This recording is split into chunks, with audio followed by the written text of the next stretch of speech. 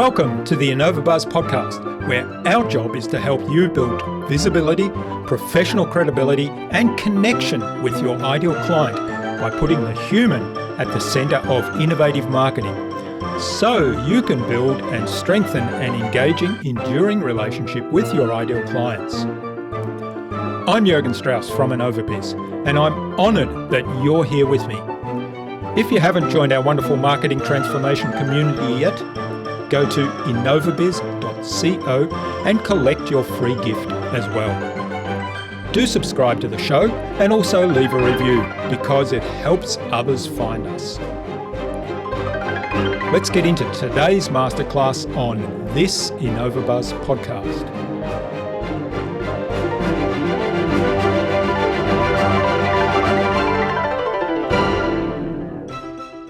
Choice never stops. And as much as that can feel whelmful to people, that constant availability of making choice is actually the most freeing thing that you can have in this life. Because what that means is that the choice you made is not the choice you have to keep making.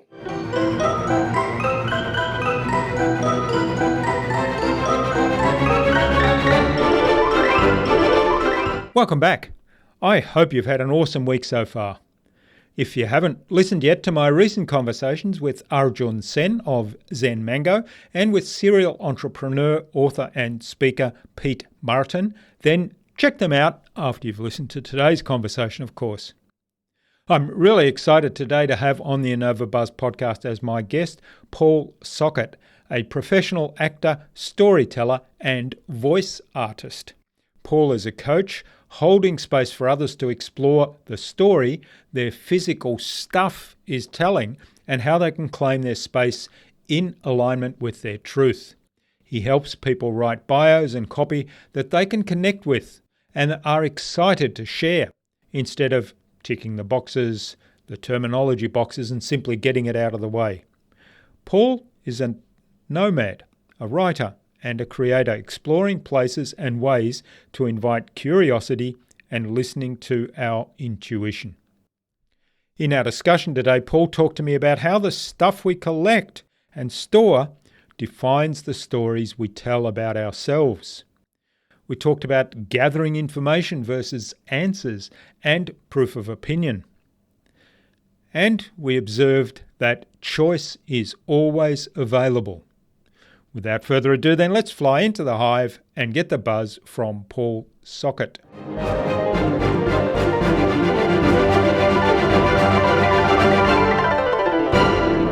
Hi, I'm your host Jürgen Strauss from InnovaBiz, and I'm really excited to welcome today to the InnovaBuzz podcast all the way from Portimao. I think that might be the wrong pronunciation, but we'll clarify that in a moment. Faro in Portugal. Paul Socket. He's a coach and workshop leader, a storyteller and creator. He's also a professional actor and a voiceover artist, or a voice artist. So that's going to be really interesting on our podcast. Welcome to the InnovaBuzz podcast, Paul. It's a real privilege to have you here as my guest. Thanks for having me. I'm really looking forward to our conversation. What's the pronunciation of where you are in Portugal? Well, as a nomad / wandering person, I'm actually not in Portimao anymore. I'm now north of Portugal, still in Portugal, but north of Portugal, in a place called Alcobaça, which is close to Nazaré, which is where the world's largest waves have been recorded, I'm told. Big surf competitions, yeah. Yeah. All right. Well, that'll be exciting to watch. I suspect I wouldn't want to go in the water there. Now, Jeff Harry, who was our guest on episode 428 of the InnovaBuzz podcast, suggested that we have a conversation with you, Paul, and he introduced us. So big hello to Jeff. Hi, Jeff. Now, one of the things you talk about, and we had a chat the other day, that you're all about deepening connection to others and to the self, as well as aligning with value-based choices. And I know one of the things you say on your website is that we all have a story, but sometimes they're hard to tell, or we find it hard to tell, and even harder to accept sometimes. So I'm really looking forward to exploring that in some more detail. Before we do that, though, what impact are you making in the world? Tell us a little bit about that. It's a great question. Because impact is all part of this reframing that I'm trying to do for myself and to invite others to do, which is to relinquish the need for impact. But the impact that I'm having is inviting people to not put as much pressure on the scale of the impact that they have.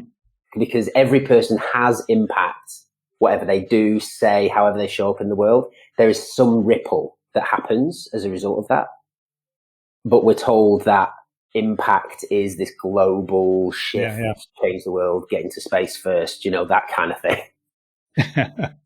Yeah. Well, it's a little bit like innovation in some ways, because it's kind of, if you make a slight improvement to something you do every day, to me, that's innovation. And, if you're resourceful in solving a problem, that's innovation. And yet some people see innovation as, totally disrupting an industry, like the internet is innovation, or going into space is innovation. And so it's the same thing, isn't it? So people say, I want to be innovative. They sort of look for this big thing. Right. Yeah. I think because on that scaled sort of perception of impact, is that it means that our choices are actually more limited, because the things we've got to choose to do have got to be more significant in order to have a bigger impact. But actually, just as you were saying, new doesn't necessarily have to mean sort of life changing. New is just different. And so if we scale it down to our own personal needs, then we have a much wider array of choices. And so the change, the innovation can be, like you say, just a small thing of, not having coffee in the morning and trying tea, and gathering the information that comes from that. Because the more habits we get into and the longer those habits go on for, the less we consciously choose that thing each time we do it. That's right. And it's kind of, I'm a big fan of James Clear and the atomic habit. So he uses that in a positive sense to say, well, do the little things and just repeat those. And over time that will compound and it will become unconscious. And so therefore you will have changed the behavior for the better. But of course that, if you take that flip side, that can also, the danger is you can also fall into bad behavior by just taking on those little things and letting them go. Yeah. I mean, well, it's really interesting because I try not to use good and bad as descriptors, because actually it just gets to be, well, it just gets to be an unconscious. That's the point of having a habit. We cannot exist in the world where everything we experience is new every time, because whelm would be too much. We'd be too stimulated and we wouldn't be able to function in the world. So I get it. Habits are a thing that we do to allow us to compartmentalize certain parts of our life, to allow us to live. And there is the perspective of habit, which means that the less conscious we have to be for that thing to happen.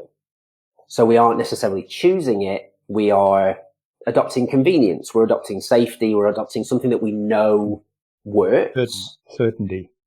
Right, exactly. Yeah. So there's a fear around uncertainty. But the thing is, the difference between certainty and uncertainty, they aren't polar opposites.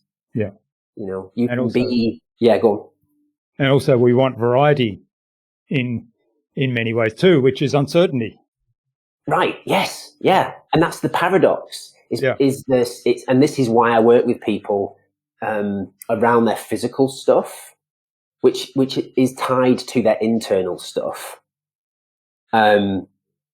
Because we are caught in this forced dichotomy of shame and scarcity, of you don't have enough or you must have more.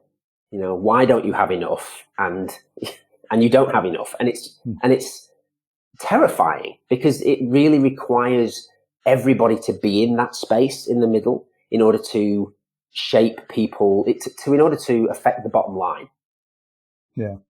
And so that's where I come in and I have an impact, because what I offer people is a chance to notice the story that they're trying to tell through the stuff that they have.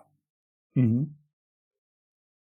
Because there is often a difference between what's true for them in this moment and the identity that they're trying to provide evidence for through their physical stuff. And through stuff like words. Words are really important. They are parts of the stuff that we have, because every word we choose has been conditioned and has been shaped through our lived experience, through the familial conditioning, the places we've worked, the people we've been friends with, all of those factors, all the media that we've consumed. So the words we choose provide evidence of an identity that we want the world to see of us. And I get it, because that's societal conditioning in a nutshell. It's trying to make us choose an identity that other people will see us as, whether that's true or not, which is safety, which is certainty, which is all of those things, right? And so we find habit within those systems, which are not bad or good. They are just, it's information. So what I do is I go, there are no answers. There's only information. So what information can you gather from this experience?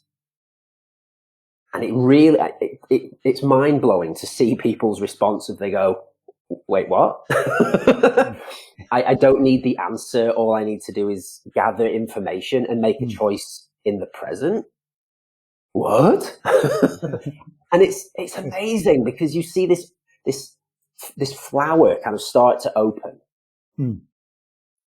And a flower has to open in order to live further, to propagate, and to allow insects to come and, pollinate and all of these beautiful things.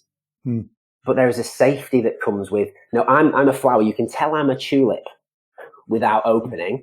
Yeah. Right. But it means that there is no vulnerability there, because, well, I'm showing you what I am, when actually that might not be true. Like, you might open up and you might be a Venus flytrap, which is not a good or a bad thing. It's just, we get to change. It is, yeah. Yeah, fascinating metaphor. I'd like to come back to the story idea, and this idea of connecting story to things, what we have, what we collect. No, I'm probably a hoarder of the best quality. I imagine that as a digital nomad, you probably have minimized the amount of stuff you collect over the years, and you can fit it all into a backpack to make it easy to go from one place to another. Tell us a little bit more about this idea of, we collect stuff to kind of prove a story right, or to build this story or persona that we show to the world outside. So a personal example that I always use is books. Now, I'm not a huge reader, but when I became a professional actor 16 years ago, my identity that had been shaped when I was a kid was that I needed to be helpful in order to be valid. Being useful validated me in the relationships that I had, in the family that I was in the school that I was in, all of those different facets. And so as I grow up, that sort of, it stays the same. The root is the same, but the way it manifests can be different. And so when I chose to be an actor, my sort of descriptors that I was trying to fulfill were to be professional, to be prepared, and to be ready. Just to be there, right? So I wasn't like uncertain, right? But if someone was going to put a play on, I had a copy of that play. If a friend of mine needed help, they had an audition for a play and I had a copy of it, I'm providing evidence that I'm helpful and useful, which validates the relationship. So this amounted to over 600 books. I'm not a big reader, Jürgen. I hadn't read many of those books, but there came a point where I have at least 6 big storage boxes, and I have great spatial arrangement skills. So those books were packed well. Right? And I've just got this tower of boxes, so I can't even really see the books, but I know I have them. And if someone needs one, then I'm ready. Hmm. And there must have come a point where I acquired a 600 and something book, and it wouldn't fit in one of these boxes, right? I needed a shoebox or something to put this one book in, and something just changed. And I went, this doesn't feel good. The discomfort of keeping that story going and providing evidence for that story that I was trying to tell was outweighed by the discomfort of keeping telling that story. Hmm. So my intuitive self started to go, this doesn't feel good. Whereas before, shame and scarcity had been loud and been going, this is just what you got to do. I mean, we get to the point where, have you got enough books? Will people think you are professional, prepared, ready enough if you've only got 599 books?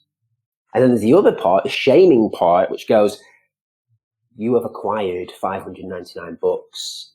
Like, you shouldn't have that many books. But I mean, if you got rid of them now, you've wasted time, energy, space, logistical skills. You've wasted all of these forms of energy on these things. So you might as well keep them. So now I'm stuck with this thing. But then this one book just went, my intuitive self went, that's enough now. Like, that's not true. and I heard it for the first time. And it didn't mean that I just went, oh yeah, brilliant, I'm now an enlightened being. I went, oh no, something is wrong because I've been tying to this story all this time. So I procrastinated. I did all the things. I tried to justify, tried to validate. I was like, just get rid of them all. But I didn't, because shame and scarcity was still there. They don't go away. And that meant that I had to find a way. I was invited into that space to find a way, and I chose to find a way that was low stakes, that was vulnerable without being at risk. It meant softness, it meant receiving, it meant self-care and choice. So I chose to go through my books and find one book that the shame and scarcity voices were not as loud. And I found one eventually. I might have forgotten where I got it from. It's maybe a bit battered because it's been in the storage box for so long, or maybe I bought it like that. I don't know. So the emotional and factual attachment to that thing was lessened. And so I went, oh, this one, because the intuitive, so I went, this one. Like, okay, let's just stop there for a second. So I donated this book. I was terrified that the truth was the energy that I had pumped into this book by buying it, keeping it, storing it, moving it, not reading it, but knowing that I have it, was going to be gone. I'd give the book away and all of that energy would go. And I gave it away, and what I noticed was that wasn't true. I retained the energy that I'd given to this book. The book was gone, but my energy stayed. And what happened was that energy then gets redistributed amongst everything else that I own. So the amount of energy that each item gets is minimal, but it's different. It becomes a new book now because there's a different way of seeing it, because there's a different energy to it. So this process was gradual. And as I did that, I got to gather information. Rather than finding answers, I got to gather the information of noticing which books made me feel worst. And which books didn't feel as, existential crisis-y. And so I get to tie the threads together. I get to notice the information and form some little data points and go, okay, this feels true for that, and this feels true for that. And I also realized that by getting rid of everything in one go, I'm going, did it, I'm absolved of all shame. I wouldn't have been able to do that. The experience would have been very different if I just, I'm just going to get rid of everything then. That solves the problem.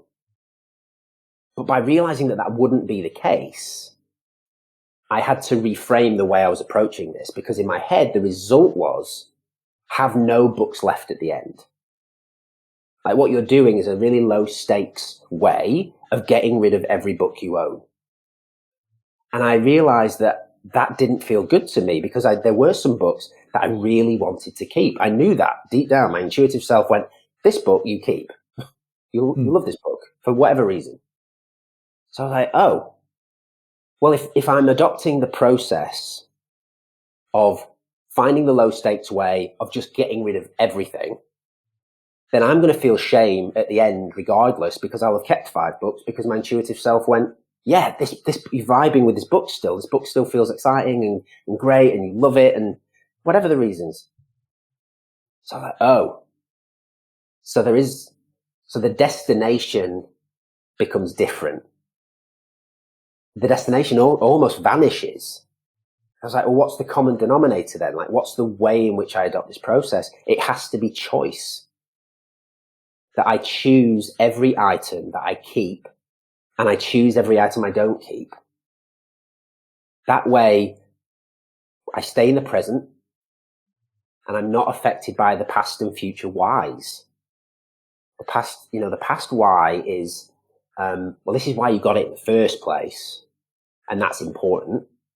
And the future why is, this is why you should continue to keep it, because you'll be a bad person if you don't get rid of it. If you do get rid of it, you'll be wasteful, you'll be selfish, you'll be all of these things. But the present why just takes the information that you have in that moment, because there are no answers, and allows you to make a choice based on your needs and your wants. And it's so powerful, because it means that it's not about the keeping or the not keeping. It's about aligning with the story that we had and the story we were trying to provide to others. Because I learned that I could be professional. I can be ready and prepared without the books. So how did that change your life? Or, you talked a little bit about the story there at the end, but how did that manifest itself in your life, your relationships, the work you were doing, the acting, whatever, impacted that story? I was able to step into spaces with people, be it in rehearsals or performances or just friendships and family relationships, with more awareness of the way I was showing up. There's something about rehearsals for a show. It's kind of labeled as a safe space that a lot of people have issue with, like inviting people in to see an open rehearsal because it's a vulnerable space. And it's true, there is a vulnerability that happens in a rehearsal room.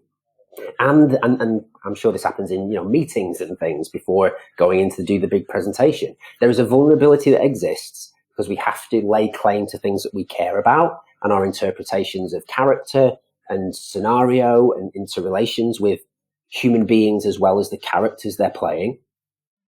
And there's the part of me that is the professional actor who's come in here and I'm standing in front of a director who can potentially affect my career in front of other actors who I may not resonate with the way they perform. I may not resonate with their character choices. I may not resonate with them as a human being. But there is a pressure that it's all networking. That I have to show up in a space as Paul Sockett, professional actor, and be a good human who's outgoing, who's caring, but also like serious about his acting. Like I have to play all these roles before even trying to play the role that I've been employed to play. Yeah. So I'm a million miles away from the present because all the filters I've got in place are weighing on the future. Like, this is why you should be a good actor. This is why you should be a good friend. This is why you should be a good team player. And I'm like, that's exhausting. It's exhausting. And it's terrifying because it means that if I choose to honestly show up in that space as Paul Sockett, human being, Paul Socket human being, not Paul Socket professional actor, it means that potentially there is, or should I say, there are going to be more opportunities for me to say difficult words that I might not agree with someone, but I know I've got to tour with this person for 6 months. So I've got the choice of being in a space with that person and saying, hey, I would love a conversation because I don't agree with this, and I'd love to navigate how we interact within this shared space together because that's really important to me. Or I can tolerate that person without saying anything and adopt all forms of behavior, like not being in the same room for too long, not going to the pub if I know they're going, all of these things for 6 months. I protect them. I sacrifice my own human needs because ultimately they are the only things that we can ever sacrifice without the need of anybody else. So I can sacrifice my self and social connection, my sleep, this, productivity, right? We sacrifice sleep, we sacrifice sustenance, food and water, because we work during our lunch break, and shelter. We will not go home, we'll work late because, I could work at home, but it's easier to work at work, even though might mean you go home and you can get a good meal and then you can do some work. And so we just sacrifice. There's the only things we can. So why should I sacrifice all of my human needs for 6 months just to protect somebody else who I don't agree with? I was doing that for years. And I just said, that's exhausting. I'm not able to show up as a human being. And I'm also not able to show up as an actor and a teammate or a boyfriend because I'm too conscious of the WhatsApp group and the turn up at 10 o'clock or turn up a little bit earlier because they arrive a little bit later and I want to get there before that. I'm like, no.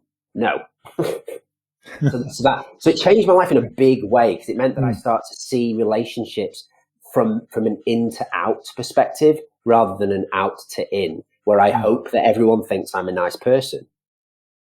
Whereas the knowledge is I know I'm a nice person.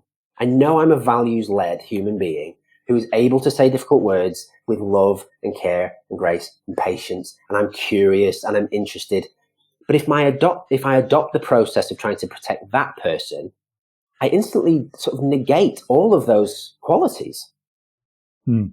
So it's kind of like, the things that we collect in some ways build our story. And if we're aware of that and we grow our self-awareness, it can have this sort of impact where suddenly we're seeing the world differently. So, we can't impact other people's behavior or values or belief system, but we can impact our responses to it. And as you say, the way we interact with them in terms of whether we tolerate things that we don't agree with or whether we say, hey, let's talk about this because we've got to navigate this together and we can do this in either a way that's painful for both of us or we can do it in a way that, and maybe there's some compromise, but in a way that actually works for both of us. Yeah, I think, this is the corporate world. This is the political world. This is the social media world where we're told to pick a side. That if they're there and I don't agree, I've got to choose where on that spectrum I am. This is why, especially American politics is confusing to me because you sort of go, there's the left and the right, and then you center left and center right, and there's this navigation of the people at the extremes are the people who choose the definition, because as extreme as they go, everything else has to be proportionate. Well, that is a really interesting thing, and I'm going to have to be careful not to go down this rabbit hole of politics.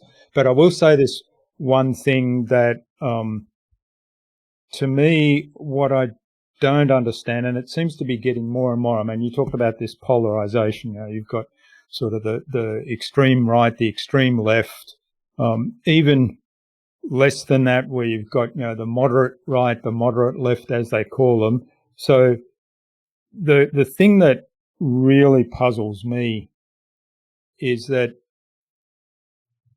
certainly in the US, definitely in Australia, the politicians, the people in power, seem to have lost the moral compass and the service mentality that, hey, we're public servants. We're here to do our best for the country, for the people in the country. And yes, we might have this philosophy or we might have that philosophy, but they don't kind of start off with what's best in my view, based on my philosophy and values, for the country that I'm running. What they have is, okay, I'm going to take a stand on principle with this thing, and then if I'm on the right, then the left says, oh, I have to oppose that. I oppose that. So they don't question, oh, actually, that might be a good idea. No, sorry, I'm on the other side of politics. I oppose that. And, it doesn't matter which side of politics people are on. There's sort of somebody says something, the other side goes against it. We're seeing this play out in the pandemic beautifully now. One side saying, oh, we've got to get everybody vaccinated. Oh, no, vaccination is bad. We've got to wear masks. Oh, no, masks are bad. So nobody kind of looks at the point, well, let's figure out the best way to go through this situation we're in and how we can keep everybody safe and how we can minimize the negative impact then. Right. Yeah. And I think there's a very simple way of diverting away from politics, because I agree. And that was merely an example, but it works exactly the same within the corporate world. And within families and within romantic relationships, that societally we are conditioned by gender. I am a white man of privilege. I cannot speak to, and I do not understand a lot of things that go on in the world, but I try my best to be educated about those things. Yeah. Which means that I don't know the answers, but I've gathered some information, and it means that I can show up in a space, in a conversation with someone who may identify as queer, who may be of ethnicity that isn't white, and I get to be curious about that rather than go, okay, we veered into politics again. Everything is politics. But right, so let's take a romantic relationship as an example. Okay, I've collected stuff, be it physical stuff, vocabulary stuff, like the words I choose to use, beliefs, that stuff, and I bring that as an individual into a relationship, and so the other person in the relationship has the same. And the Venn diagram is then what we do. We choose to share a space together, be that literally in the relationship, or we choose to move in together and we share a shared physical space. Now, what we've been told to do is that sacrifice is bad. So what we do is we both slot within this smaller circle in the middle of the two bisecting circles. And now it's a bit of a battle and a shifting compromise to go, how do I keep more of my stuff in here than the other person? Because I'm told that sacrifice is bad. I'm told that weakness is giving away things, right? I'm told that negotiation is, that give and take is the paradigm. That if I give you something, you have to take it. And my measurement of what that means, of the weight of that thing, of what you then owe me, is probably different how that person has valued what you've given them and how much they owe you in return. So as that progresses and we're dealing with lots of different things in this shared smaller space, we get further and further away from the fact that the central space is not for two full individuals to exist within. It's for two individuals to create a new shared space. that is not a win or lose, that is not a lose or win, but is a win-win. I might enter that space with a different expectation, like a visual expectation of what I think that looks like, the shared space, and so might the other person. But what there is an opportunity to do is to talk about it and to break it down into the commonalities, because the exact nature of it is actually irrelevant. It's the thing that we tie to that thing of having time together rather than, well, I want to watch a movie together and I want to go out and do something outside together. The actual vision of that is irrelevant. The key point that we can both share is that we want to spend time together at least once a week, whatever. Yeah, well, one of the things I know, that's kind of fascinating, because I think that can play out in all relationships. I mean, you talk about a romantic relationship, but one of the things I was thinking as you're describing the overlaps and the give and take type attitude or philosophy that we often hear about in these relationships is it's very much, if you're from a marketing point of view, you're talking to an audience that you're presenting something to, then often there's that same dynamic comes into it, doesn't it? Rather than that attitude of let's create this shared space together, something that's a win-win. One of the things you mentioned, and I know you're really strong on this, is that the words we use there, and certainly in relationships, in romantic relationships, I think words can be very hurtful, and we kind of forget that perhaps we can take a step back there and be better, have better choices in the words we use. So talk to us a little bit more about the words we use and the weight they carry, and how you go about kind of helping people to understand that and improve in their communication.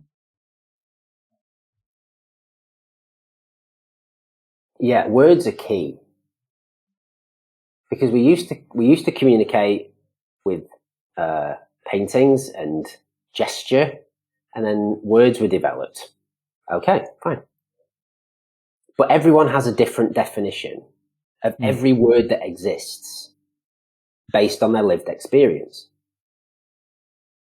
Patience is a word, right? And I have a definition of that word, and you have a definition of that word. And say we come into a space where we're having a conversation and you're doing a task, and I want you to do it quicker. My patience is low, right? and you ask me to be patient. Now, we both have patience as our key connector, but my version of patience and your version of patience is different. So I might ask you, and this is something that everyone can try, is to ask the other person how they define or what they mean by that word. Because this is the difference between being past and future or present. Because I might hear a word from you, and if I'm using my past and future of like, well, this is my experience of this word, so this is how I define this word, and the future is what I expect from this conversation, from this interaction. But I'm hearing that word through my own filter of what my definition of that word is. So I start to hear every other word that you're saying in a different way, because the context is through my lens, not yours. So the simplest way that we can practice staying conscious and present in any conversation is to ask that person to define, to share what they mean by that specific word, and say, because I want to hear that word through your lens, not mine. It's so empowering for someone to feel heard and to be honored in that way. Because what it means is, I may have never thought about it. I may have never thought, what is my definition of patience? So I might go, well, I think patience is blah. But then go, actually, I want to change the word, because that's actually, in the context of this conversation, that's not what I mean. So what we do is, we're not telling someone they're wrong, but we're giving someone the opportunity to choose the word they mean. Because commitment and loyalty is branding, right? That's kind of what we're taught. Yeah. As a consumer and a customer, we're taught that loyalty is key. Yeah. So as soon as we say a word, we've planted our flag and we've gone, this is the word that I'm using. Well, in some sense, they're kind of labels, aren't they? They're convenient labels for something. And it's kind of like, I don't know, let's say, well, colour is a good one. I've got this document in front of me that came in the mail today, and it's got some orange advertising on it. Now, other person might look at that and say it's red, it's light red. So, that's another label that we give. We say, well, there's a colour. Now, I might be colourblind, somebody else might be colourblind. And so we give it different labels because it's what we see through our lens, like you say.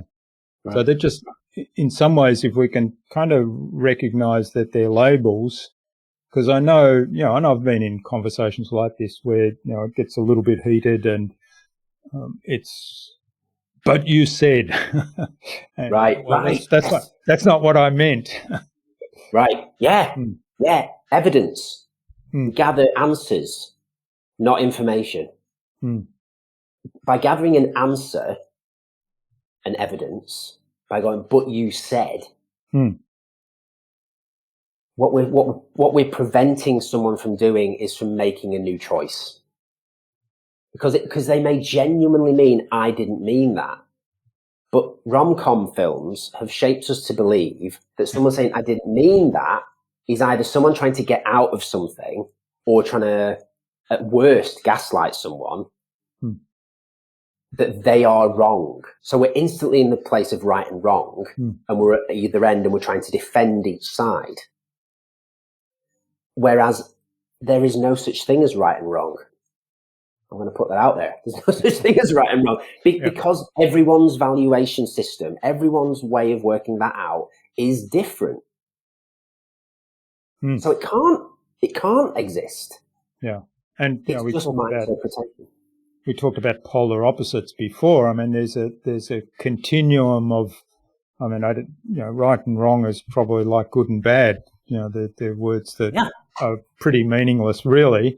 But in terms of, let's say, to take colour again as a metaphor, you can say red and green are completely different colours, but there might be something like a plant might have green leaves, but it's actually somewhere in that continuum between red and green, because there's a mix of different colours there. And in some ways, a lot of these things are not, there's no right and wrong. It's somewhere there's a continuum somewhere.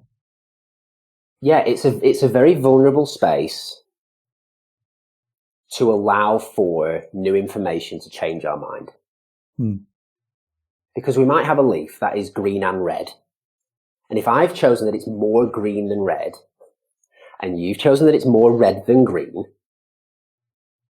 the conversation gets away from what we were actually talking about, which is, what plant is this? Right? So, and then we're taught that concession means that. It means conceding the point. It means you lose. Yeah. That winning and losing is a thing. Winning and losing isn't a thing. It's a social structure. So if we can relinquish the need for victory or loss, it means that we have a playing field, that it becomes a game rather than a competition. And we play games for fun. So I can be curious about you, which needs trust. It needs some vulnerable things. We need to together build that trust that I will believe what you say. And that I trust that you will be able to step into that vulnerable space. And so that fluctuates. So we get to choose from relationship to relationship, from interaction to interaction, how much we want to be vulnerable. And that's okay. But if we're consciously trying to avoid being vulnerable at all, that's very different. Because that's not a present choice. That's a past and future way of going. Vulnerability. I learned that vulnerability is bad because it means danger. It means fear. It means punishment. It means all of these things.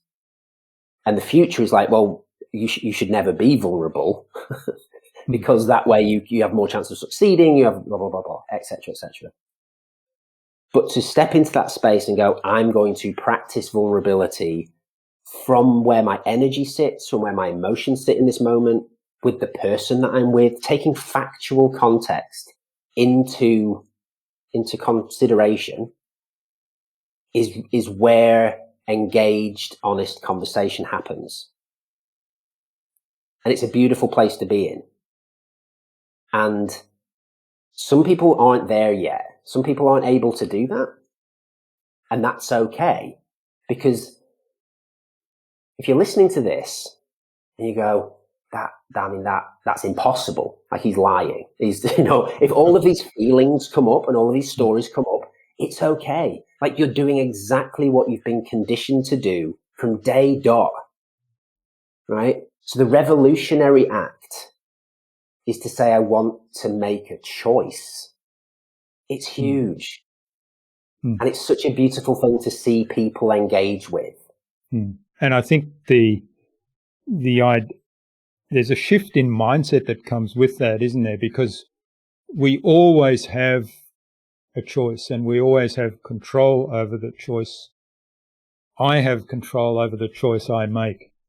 I don't have control over what goes on around me. For example, we're just entering another lockdown here, and our holiday for next week has to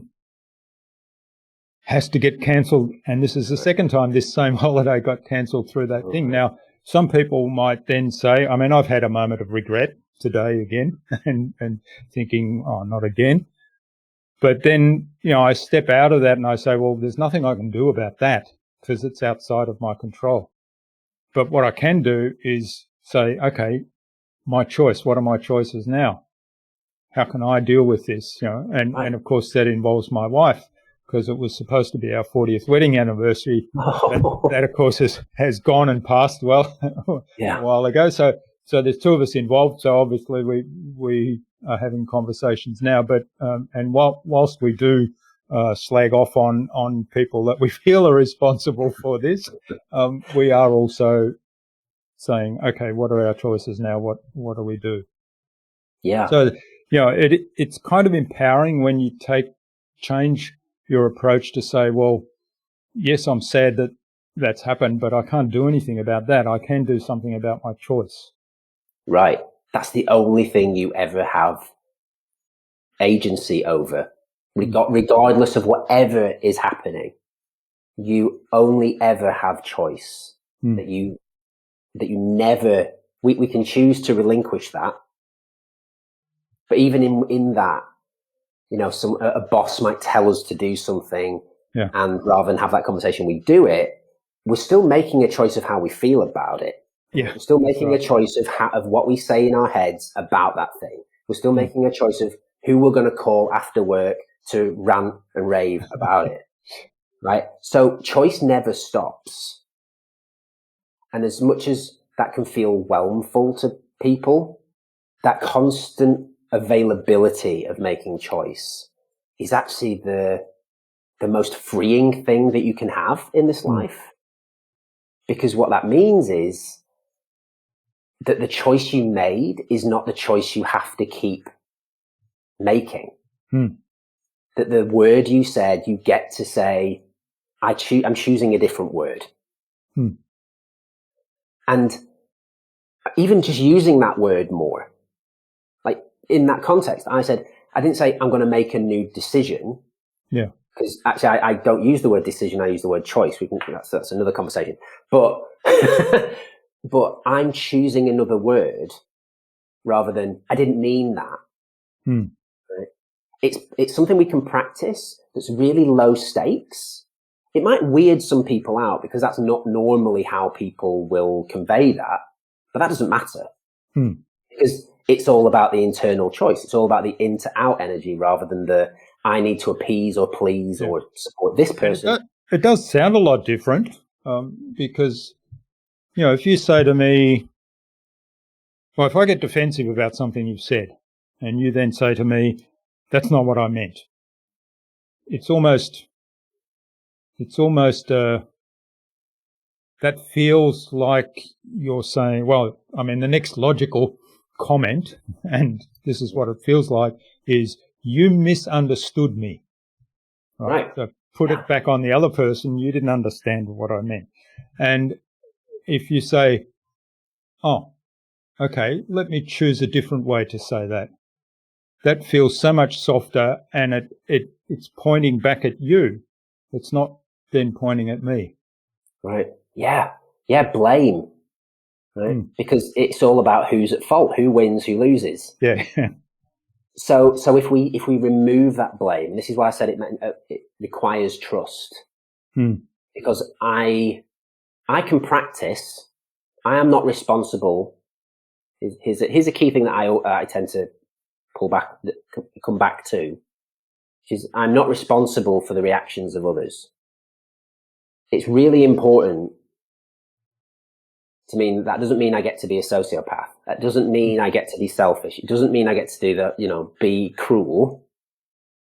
What it means is that I don't have to take responsibility for how you feel about me being truthful. That's the key point.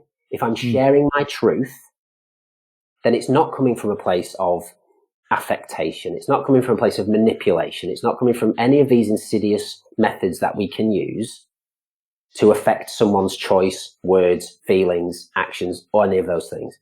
If it's true to me in this moment, then I am not responsible for your response.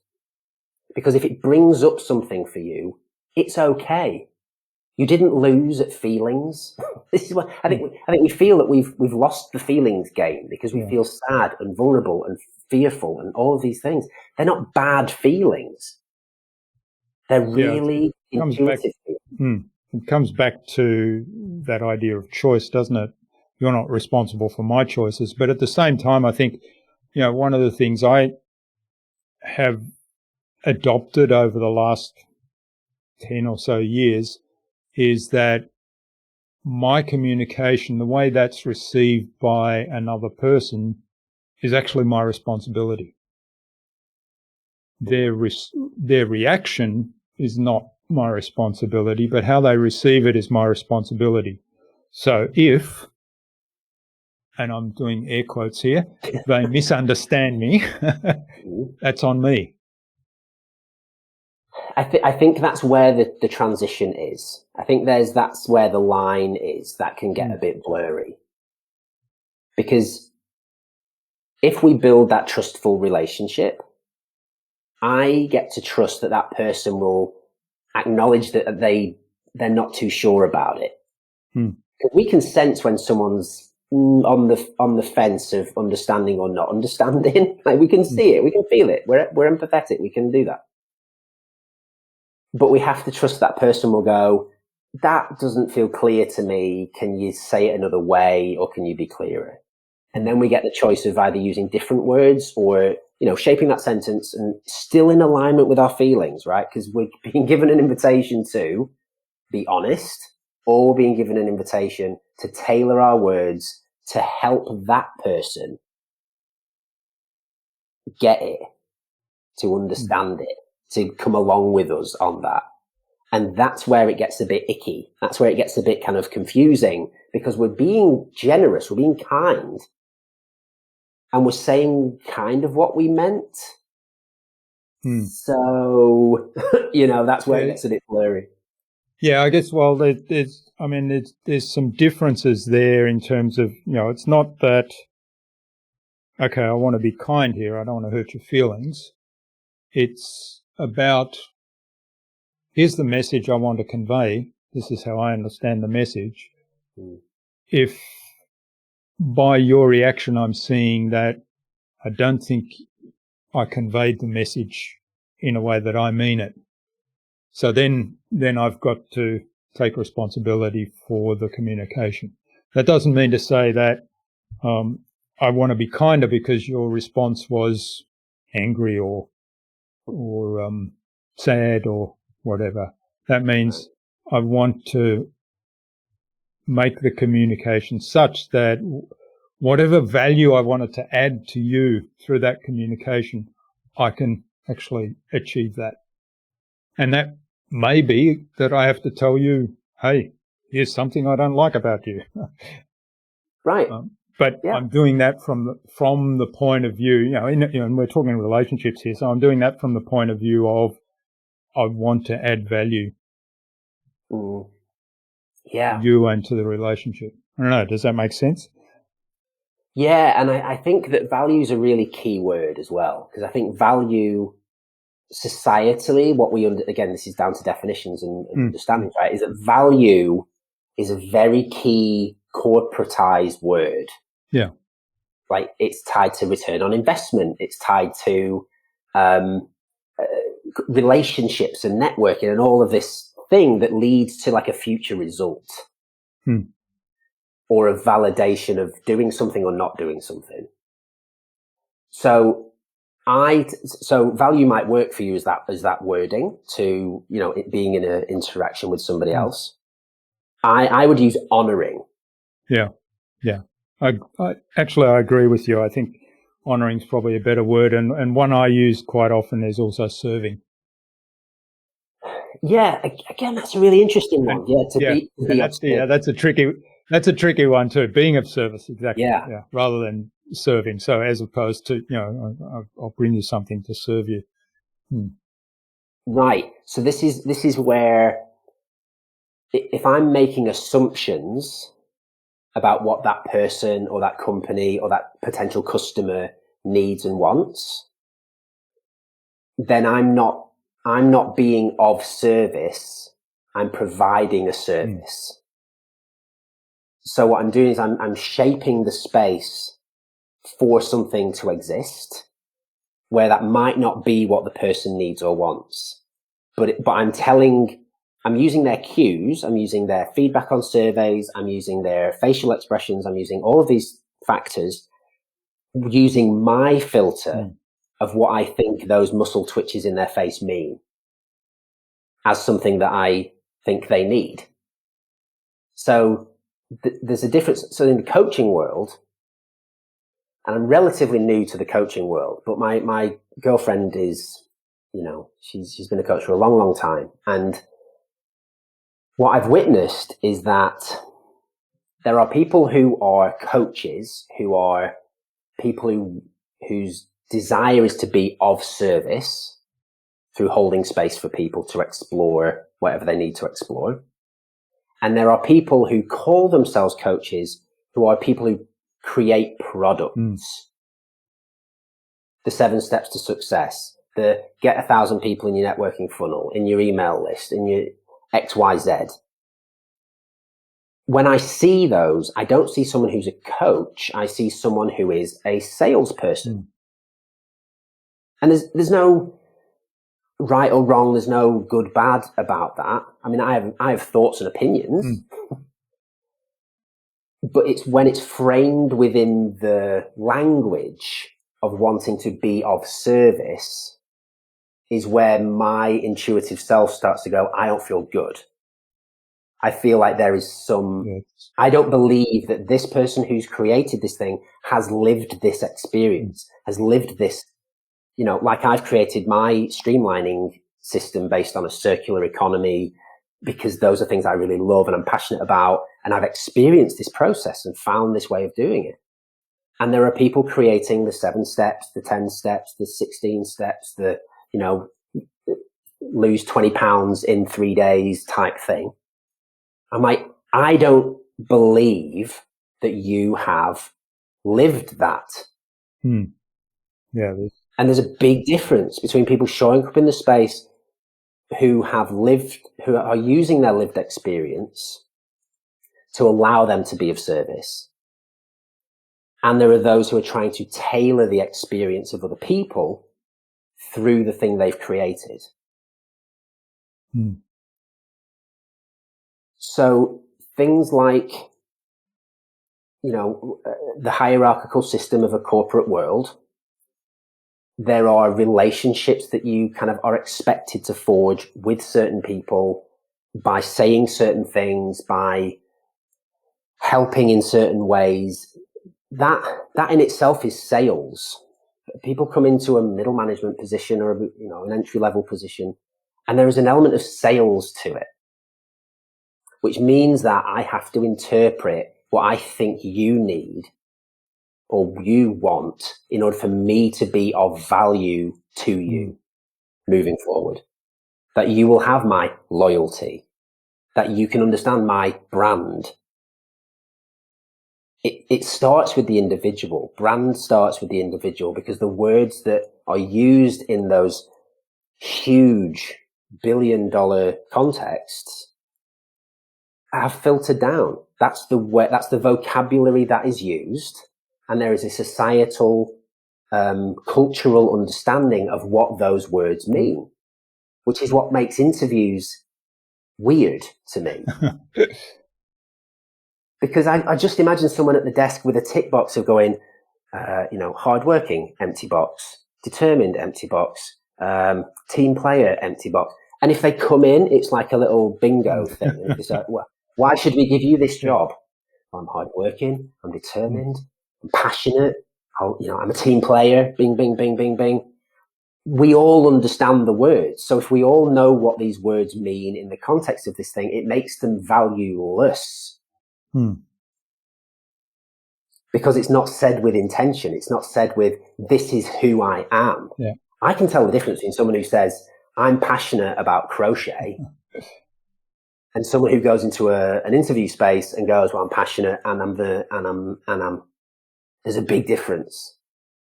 I see that person's body embody passion when they say the word crochet. And so there's something with the system that is not leading through values, it's leading through checkboxes. That we have to understand the system in order to win the system. Yeah.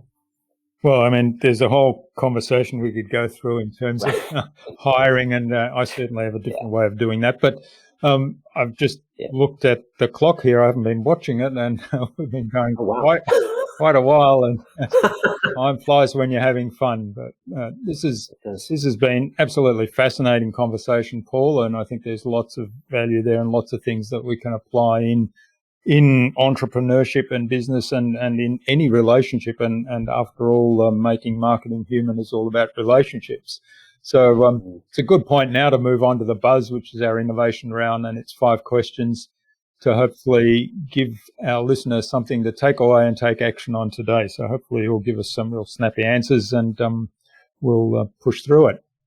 So what's the number one thing you think anyone needs to do to be more innovative? Be curious. Love it. Yeah. Ask questions. Yeah. Be genuinely interested in something. There is something in this world that you are curious about in this moment, and you're allowed to go find it.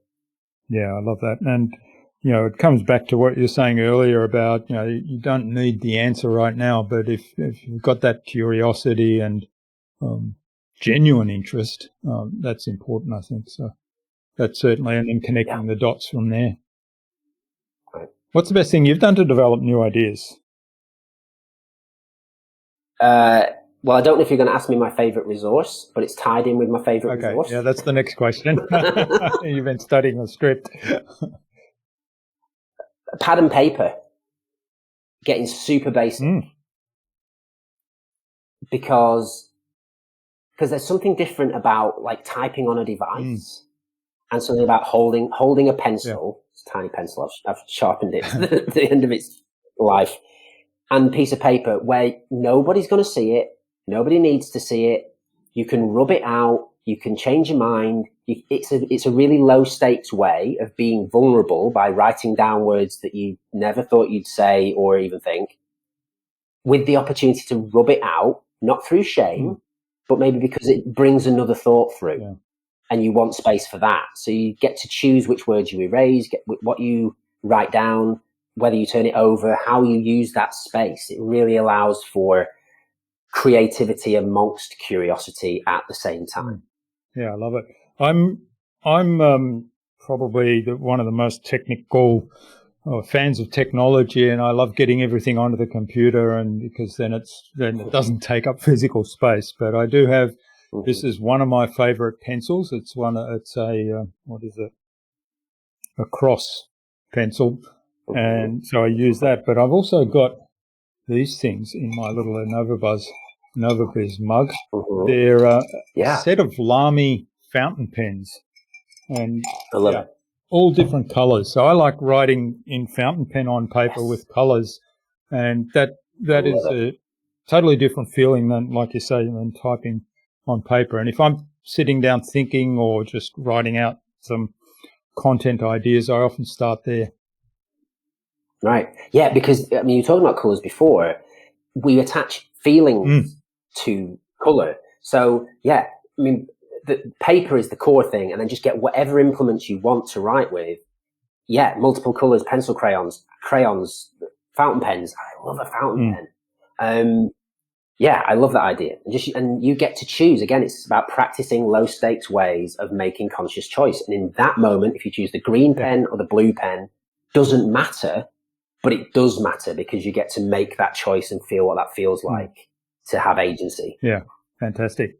All right, now the best way to keep a client on track? Oh, this is a tricky one. Because with this adoption of like no destination, like not having the answers, the track. It's not. I think the way I stop people or invite people back from the paved path. So what I do is, rather than keeping them on track, I will actually get them off the track that they know into just choosing the next first step for them. To help them realize that they've got a choice now. They don't have to. They're not like a train that has to stay on this track. Yeah, that just because the ground that they don't know doesn't mean there's a big snake there that's going to poison them, right? So they just get to practice that next step by next step. And it might cross over the paved path. It might go over a place that they recognize, and then they're going somewhere else. So, yeah, it's all great. Yeah. And, the snake will only hurt you if it bites you, so. Right. Yeah, otherwise it's a beautiful... Yeah, exactly. Beautiful part of the animal world. Yeah, exactly. Yeah. All right, and the number one thing anyone can do to differentiate themselves? Stop trying to differentiate yourself. Well, this is really specific, actually, because we were talking about this before. If the energy is trying to find the way that you are different, it's very different from making a conscious choice, feeling what's true for you and saying the words that feel true for you, and knowing that you are different by standard. No one's had your exact lived experience. No one's had all the knowledge that you've got, and blah blah blah. You are different by standard, so don't try to differentiate. Just trust that difference is a constant. Yeah. So it comes back to me. It comes back a lot to being really self-aware and knowing yourself and being aware that you do have choices in every given instant. Yeah. Somebody said to me, by not disrupting. Somebody said to me, we're all born different, so don't die the same, and don't try to be the same. Right.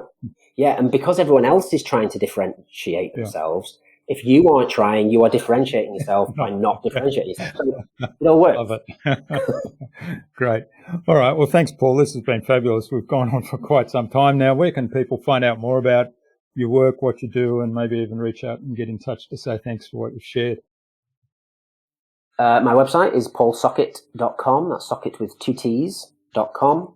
And I use that space as a bit of a playground for multiple things. There's the coaching and the workshop. There is writing and all of those different things. And you can also find me on Instagram at soulpocket, pocket with 1 T.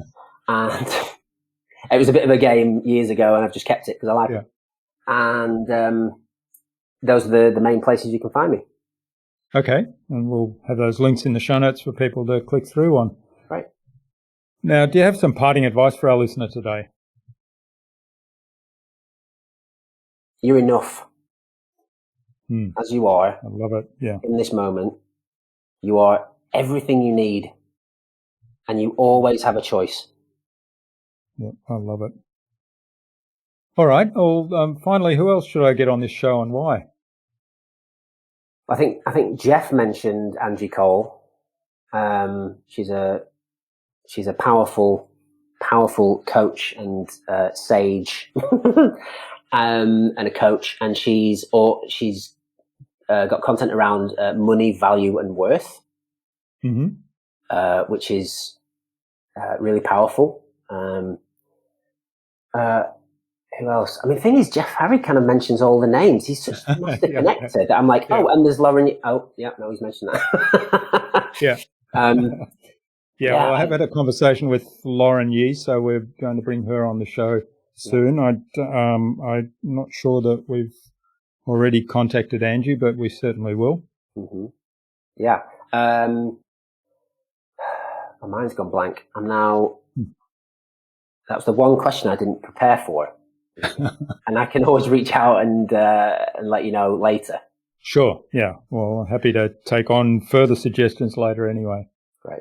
All right. Well, thanks so much for sharing your time and your insights so generously with us today, Paul. This has been a fascinating conversation. I think we've sort of gone off on different tangents, but there's been lots there that I think, if you look beyond the politics, beyond the romantic relationship stuff, it's all about, human relationships and interacting with one another in a way that's respectful and a way that we don't have this win-lose, black-white, red-green, up-down, left-right, whatever it is, dichotomy. That's actually, everything is actually a continuum, and that we're all connected in some ways, so that we should aim for win-win.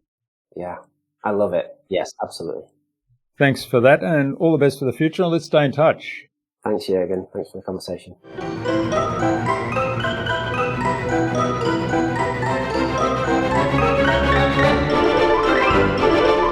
I hope you enjoyed that insightful and really delightful conversation with Paul and took something away from his episode.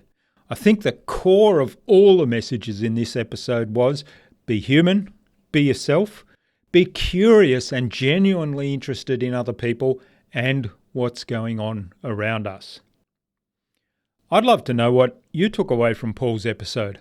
Leave a comment below the blog post, which you can find at innovabiz.co/Paul Socket. That is PaulSockett.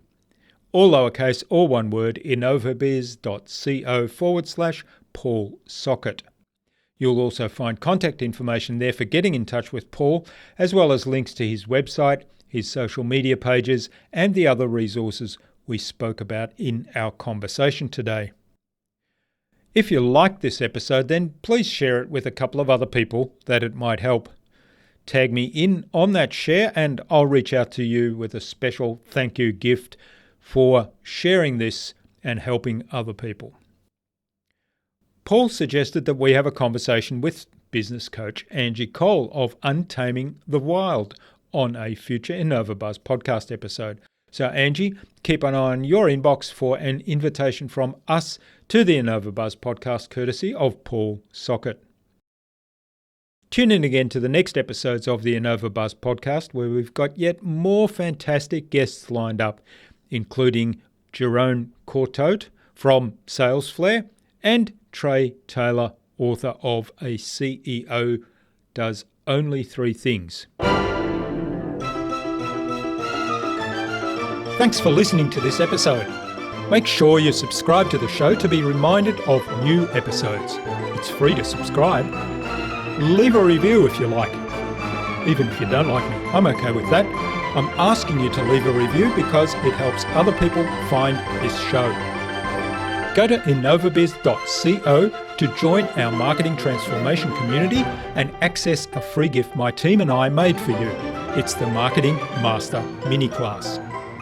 We want to give you everything you need to transform your marketing into a human-centered, relationship-focused growth engine. Until next time, I'm Jürgen Strauss from InnovaBiz. Remember, be awesome and keep innovating.